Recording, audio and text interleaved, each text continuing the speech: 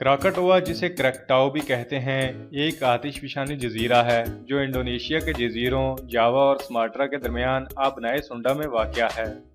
یہ نام دراصل جزائر کے ایک مجموعے کے لیے استعمال ہوتا ہے جس میں مرکزی جزیرہ اور آتش فشاں بھی شامل ہیں۔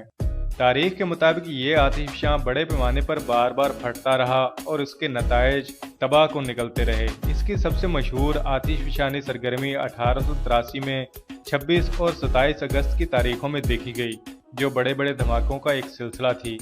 1883 کے آتش فشانی دھماکوں میں 25 مکعب کلومیٹر چٹانیں، راکھ اور لاوا آتش فشاں سے ابل پڑے، اور اسی دوران ہونے والے ایک دھماکے کو تاریخ کا سب سے زوردار دھماکہ سمجھا جاتا ہے۔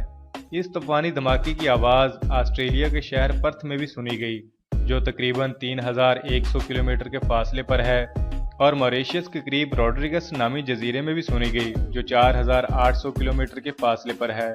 فضا میں پیدا ہونے والی تصادمی لہریں 7 بار دنیا کے گرد گونجیں، جن کا سراغ 5 دن تک بآسانی لگایا جا سکتا تھا۔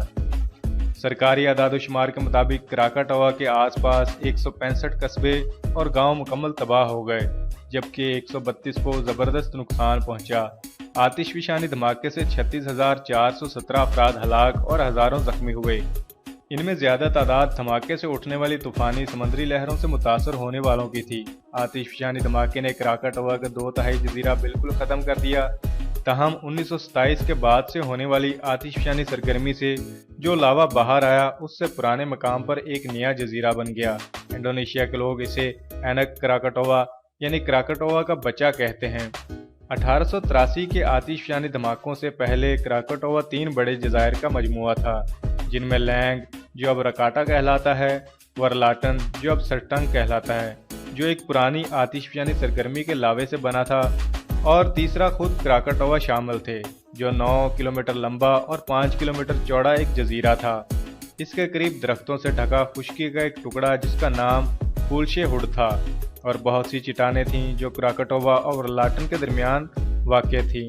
کراکاٹوا میں جنوب سے شمال کی طرف 3 آتش فشانی ٹیلے تھے، جن کے نام رکاٹا 823 میٹر، دانان کا رقبہ 445 میٹر اور پربوئی واٹن کا رقبہ 122 میٹر تھا۔ کراکاٹوا براہ راست یورو ایشیا زمینی پرت اور انڈو آسٹریلوی زمینی پرت کے عین اوپر واقع تھا۔ یہ وہ مقام ہے جہاں زمین کی اندرونی پرتیں اپنی سمت بدلتی ہیں، جس کی وجہ سے زمین کی بیرونی پرت بہت کمزور ہو جاتی ہے۔ 1883 کے آتش فشانی دھماکے نے دنیا بھر میں آسمان کا رنگ بدل دیا تھا۔ ایک روایت کے مطابق کچھ عرصے تک چاند نیلا نظر آتا رہا۔